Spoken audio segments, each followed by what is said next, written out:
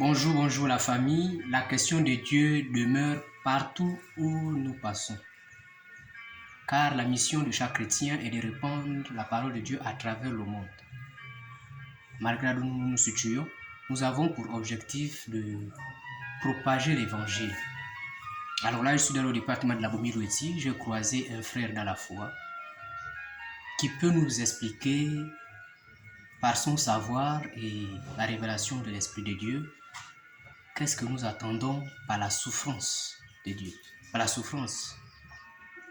Ceci pour dire que la multitude de personnes aujourd'hui, plusieurs personnes sont confrontées à l'idée de la souffrance. Et ces gens-là ne croient plus à temps plein que Dieu peut faire encore quelque chose. Alors je vais me tourner vers M. Yvelé qui va se présenter et nous expliquer pourquoi les chrétiens se plaignent aujourd'hui de la souffrance. Pourquoi cette souffrance est-elle éternelle ou elle a un but précis? Alors, M. Yvelé, que pouvez-vous nous dire à propos de la souffrance? Pourquoi les chrétiens, on a comme l'impression que les chrétiens en ont marre des souffrances qui priment nos nations aujourd'hui et de la vie spirituelle? Que pouvez-vous dire à ce sujet? Premièrement, je tiens à vous remercier parce que c'est l'une des questions les plus fondamentales que beaucoup de frères sont plus à la foi à cause de cette question-là. Vraiment, je bénis Dieu pour ces moments. Je bénis Dieu pour cette question. Et premièrement, la souffrance d'un chrétien, c'est l'un des premiers principes que Dieu a établis dans ce monde. On parle de souffrance. En réalité, ce n'est pas de la souffrance, c'est des principes que Dieu a établis. Parce qu'on peut le vérifier dans la Bible, hein, je crois, dans le livre de Jean 16, au verset 33. Il dit ceci: je vous ai dit ces choses, afin que vous ayez la paix en moi. Vous ayez à souffrir dans le monde. Mais prenez courage, moi j'ai vaincu le monde. Comprenez? Ça veut dire qu'il dit, vous aurez à souffrir. C'est un principe que Dieu a établi pour atteindre vers la grandeur. La souffrance n'est pas quelque chose qu'on pense qu'on souffre aujourd'hui et puis par la suite ça va être éternel. Non, la souffrance, c'est une épreuve, par exemple, on peut le dire, c'est une épreuve qui fait en sorte que tu ne peux pas aller de l'avant sans pourtant traverser une étape. Cela signifie que la souffrance, comme vous dites, c'est une épreuve qui doit te permettre de sauter à un autre niveau. On ne peut pas être en troisième sans pourtant passer par un examen qui permet que chacun puisse avoir un diplôme comme le BEPC ou le bac et consort. Qu'est-ce qui atteste le bac? C'est le diplôme. C'est l'examen. C'est-à-dire que si un élève ne passe pas un examen, il ne pourra pas s'en procurer un diplôme. Également pour cette souffrance que vous dites.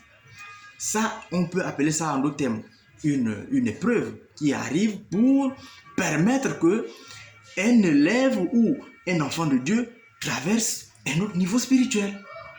C'est cela qui fait en sorte que nous puissions appeler ça épreuve. Maintenant, pour les personnes qui ne sont pas persévérants, ils finissent par souffrir.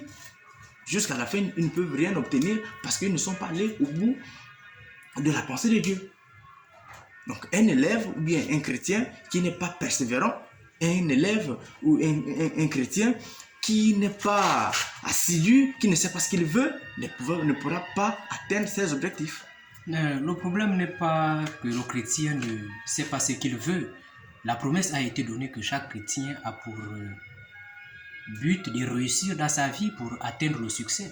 Mais la plupart des chrétiens, je peux dire aussi même des croyants, parce que certains ils en pâtissent, ils n'arrivent pas à rentrer en possession de ce qui a été promis. Et aujourd'hui, ils ont comme l'impression que ce qu'ils attendent ne peut pas venir. On a comme l'impression que cette souffrance-là est éternelle et que la mort peut nous trouver sans pourtant accomplir le but pour lequel on est venu sur cette terre. C'est d'où vient le refroidissement de certains chrétiens. Maintenant, qu'est-ce qui peut nous motiver? Est-ce que réellement c'est possible que cette épreuve-là nous amène au succès? Parce qu'on a comme l'impression qu'on ne voit rien. On ne voit rien complètement. On ne voit pas les choses changer, on ne voit pas les choses transformer. Mais est-ce que réellement cette épreuve-là que nous traversons, qui est la souffrance, peut nous amener à l'excellence, peut nous amener au succès? Mais je dirais bien sûr que oui. Bien sûr que oui. Parce que lorsqu'on se met Mais l'épreuve, c'est, on dit quoi? Nous étions à l'école. Nous sommes à l'apprentissage. Pendant que nous sommes dans une assemblée, c'est pour apprendre ce que les hommes de Dieu nous disent. Oui. Alors on les prend, on les met en pratique. Il arrivera où c'est Dieu le Père lui-même qui décidera de son examen. Cela signifie que si vous répondez bien dans les critères de l'exercice que vous allez passer, que vous appelez souffrance, mais vous allez aller au succès. Mais si et seulement si que dans cette partie de souffrance, vous ne vous agissez pas en bon uniforme, vous ne vous comportez pas bien, mais ce qui est sûr, c'est que votre souffrance va demeurer jusqu'à la fin. Parce que si vous ne réussissez pas l'examen, vous ne pouvez pas gagner l'examen. Mais le problème, c'est qu'on ne voit rien. Mais Il n'y a pas quelque chose qui nous motive, il n'y a pas mais quelque tout chose est qui nous spirituel, pousse. monsieur. On a comme l'impression que tout est coffré, cadenassé. Tout est spirituel. Tout est spirituel. C'est parce que les lois de la nature ne sont pas les mêmes avec ce que nous voyons, ce que nous pensons. Nos Exactement. pensées sont identiques avec celles de Dieu. Ok, d'accord. Mais tout est coincé. Au fait, au problème avec les chrétiens, ça dit qu'ils n'ont pas la capacité de voir quelque chose. La plupart des chrétiens prient, ils ont comme l'impression que rien n'arrive. Et rien n'est dans le concret. Voilà pourquoi on observe un certain refroidissement. Mais pourquoi ça? Mais parce que la Bible, elle est claire. Elle dit qu'il y a des moments où nous prions dans le but de satisfaire nos passions adultères. C'est-à-dire qu'on pense bien faire, mais on fait mal. Mais qu'est-ce qui nous rassure que ce que nous sommes en train de faire, c'est bien ou c'est pas bien? Du moment où nous avons nos pensées adultères dans notre cœur. Mais Dieu ne regarde ce que lui veut, ce qu'il souhaite que ça nous arrive. Pas ce que nous voulons imposer à Dieu. Donc je me dis que les frères et les sœurs ont leur propre objectif, mais est-ce que l'objectif que ces frères et sœurs en ont, c'est pour la volonté de Dieu? Là, on fait erreur. Donc on va souffrir, pas de la volonté de Dieu, on va souffrir de notre propre volonté parce que avant de demander quelque chose, on n'a pas su si cette chose, c'est Dieu qui aurait voulu que nous puissions la voir ou c'est nous-mêmes qui voulons la voir. Il est vrai que nous avons un livre arbitre qui nous dit que nous avons le droit de décider. Mais avant, il faut consulter quelqu'un qui est Dieu de savoir si cette chose nous plaît ou pas. D'accord. Donc, c'est ce que je peux dire à ce point. Ce que je peux dire. Mais est-ce qu'il n'y a pas un verset biblique, quand vous consultez votre Bible, qui peut donner l'assurance à un chrétien qui est peut-être, je peux dire, dans sa zone où il ne comprend rien, où il ne voit rien, qui peut l'amener à espérer? Parce que les mots pour le dire, c'est vrai, oui, mais vous savez qu'affronter les souffrances, c'est un chaos. Voilà, parce que je répète encore ma question, je dis, les chrétiens ont l'intention de dire qu'ils ne voient rien. Les chrétiens, on peut le dire, ils ne voient quasiment rien qui se réalise. Certainement, mes frères chrétiens ont des difficultés. Peut-être ils pensent que l'épreuve peut-être peut arriver seulement à eux, pas au monde. Non, ça c'est peut-être une erreur. Parce que l'épreuve arrive à tout le monde. Oui. Les difficultés arrivent à tout le monde parce que nous tous, nous avons été créés par le Père Tout-Puissant.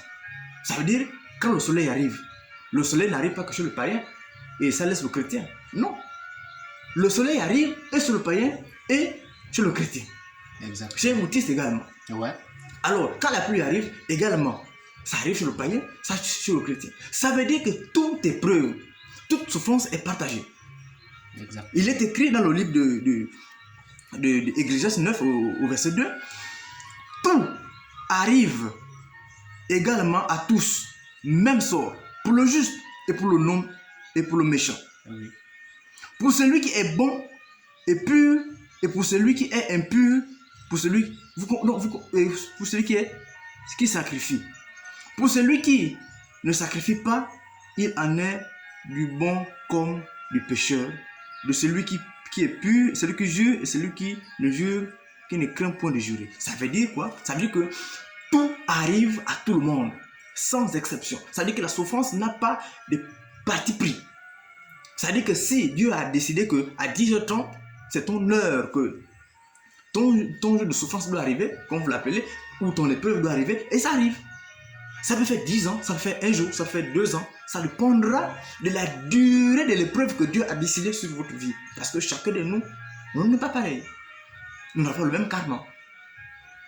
Ça veut dire que si aujourd'hui, l'épreuve ou bien la souffrance pour toi c'est de 2 heures, alors tu verras que Après les 2 heures, si tu avais peut-être un problème d'alimentation dans le ventre, vous allez comprendre qu'après les 2 heures, Dieu va mettre quelqu'un à votre disposition qui va vous donner quelque chose à manger. Mais il y a l'autre, il fera toute la journée sans manger. Mais il y a l'autre, il fera 2 jours. Mais et pourtant, on peut dire que c'est la même épreuve, mais sauf que les contextes ne sont pas les mêmes. Donc, il n'y a pas d'exception. Nous tous, nous sommes venus sur la terre, c'est pour souffrir d'abord, parce que c'est un des premiers principes. Vous n'allez pas souffrir. Donc, ça veut dire que Dieu a déjà payé le prix pour toutes ces choses-là, mais nous allons juste, on est mené en examen pour savoir celui qui peut tenir bon, celui qui ne peut pas tenir bon. Mais notre morale doit être préparée, parce que le royaume de Dieu n'est pas pour le manger et pour le boire. Il faut faire des sacrifices pour pouvoir atteindre un degré de spiritualité plus élevé. Donc, les chrétiens qui se plaignent de la souffrance, mais c'est aussi des personnes qui n'ont pas encore compris que Dieu n'est pas que celui qui dit qu'il est bon. Oui, il est bon. Oui, il est miséricordieux. Mais il y a des principes. Et ces principes, il faut savoir les respecter. Alors, si on ne les respecte pas, mais on passera toute notre vie à faire du surplace. On fera du surplace toute la vie comme cela. Elle passera avec le surplace. Donc, il faut connaître ce que nous voulons, il faut connaître ce que Dieu veut, il faut connaître ce que la nature veut également. Parce que la nature elle-même, c'est Dieu. Alors, nous sommes arrivés au terme de cette mini-vidéo pour expliquer un tant soit peu l'étymologie qui est de la souffrance. Un chrétien doit savoir que lorsque tu donnes ta vie à Christ, eh bien, ce n'est pas le paradis que tu vas d'abord voir en premier, mais plutôt la souffrance. Et la plupart des chrétiens se trompent en se disant que lorsqu'ils donnent leur vie à Dieu, c'est que le champ est ouvert. Quelqu'un peut s'en servir comme il peut, comme il veut, comme cela lui plaît. Mais on se rend compte que lorsque nous sommes à l'intérieur, la tâche devient plus difficile qu'auparavant. Et parfois, certains regrettent même. Alors, Monsieur Yves, est-ce que vous avez encore un dernier mot pour les frères qui nous regardent? Ah oui, hein, j'ai beaucoup à dire, mais je vais me limiter. Alors, qu'est-ce que je peux dire? Je peux dire à mes frères et sœurs que quelquefois, lorsqu'on est mal enseigné, on passera tout le temps en train de se lamenter. C'est l'une des choses que beaucoup de frères et sœurs n'ont pas compris. Alors, si vous vous sentez que ce que vous êtes en train de faire n'est pas bien, rapprochez-vous de Dieu. Vous-même, par la Bible. Lisez la Bible de nuit comme de jour. La Bible sera capable de vous orienter sur le droit chemin et va vous donner des réponses intégrales de ce que vous voulez. Ça peut être maintenant, ça peut être demain, ça peut être la nuit pendant les heures de sommeil, peu importe, mais soyez attentifs. Parce que Dieu parle d'une manière tantôt d'une autre. Soyez attentifs. Dès que vous vous engagez à être dans la foi, attendez-vous aux réponses de Dieu de plusieurs manières. Dans les rêves, dans les songes, dans la réaction des enfants, peu importe, la nature, ça dit, même le caillou peut vous parler. De l'eau peut vous parler. Une rivière, donc soyez attentifs. Parce que les questions que vous vous posez aujourd'hui, hier on vous les a répondues, mais vous n'avez pas été attentif à ces réponses. Et jusqu'à présent là, vous êtes là en train de vous lamenter. D'où, aujourd'hui je vous demande d'être attentif. Soyez vigilants dans la lecture. Et ne lisez pas la Bible comme un roman, mais je vous demande de lire entre les lignes, afin que vous puissiez mieux comprendre et vous poser des questions dans chaque verset. Il est mieux de lire un verset pendant une semaine, pendant 2 semaines, que de lire toute la Bible en un mois. Moi, le conseil que je donne à mes frères et sœurs, c'est de rentrer en relation en lisant la Bible avec la manière entre les lignes. Moi, je suis Lewis Kessel Medias Ivele. Je vous remercie de nous avoir écoutés et que vous preniez ces conseils et les mettre en pratique. Alors, pour des questions, vous pouvez toutefois en mettre en commentaire. Oui, et de partager, de liker. Alors, comme prochain sujet, c'est Dieu qui met à l'homme le vouloir et le faire. C'était un sujet très intéressant. Ah oui, mais c'est... Oui. Voilà. Donc, pour la prochaine fois, c'est cela le sujet.